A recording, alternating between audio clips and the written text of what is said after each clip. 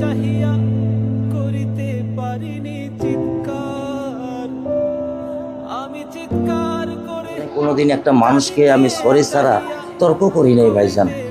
তা আমার এই 8 বছরের মাসুম একটা বাচ্চা কি অপরাধ? আমি এই কলজাটা ছাড়া আমি থাকবো কেমনি?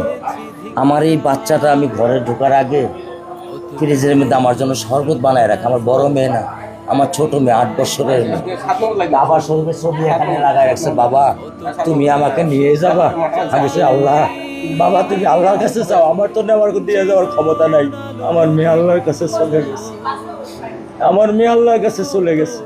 আমার মাসুম এই বাচ্চাটা কি অপরাধ করছে নির্মম ভাবে আমার বাচ্চাটারে হত্যা করলো? কি আমার ক্ষতি, কি আমার অন্যায়, কি আমার দোষ? আমি একটু জানতে চাই আপনাদের কাছে। আমার যদি কোনো দোষ থাকে, আমার কোনো যদি অন্যায় থাকে, প্রকাশ্যে আপনারা আমার ফাঁসি দিয়ে দেন। আমি এই বাচ্চাটা ছাড়া আমি থাকবো কেমনি? আমি কেমনি আমার এই কলজা টুকরা ছাড়া আমি থাকবো? আমার পক্ষে সম্ভব না। দিনে ও 50 থেকে 100টা কল দেয় আমারে, বাবা তুমি কখন আসবা, বাবা তুমি কখন আসবা, বাবা তুমি কখন আসবা। 8টা বছর আমি আমার বুকেরাই ঘরে ঘুম পাড়াইছি। আমি আজকে আমি কার সাথে ঘুম আসবো?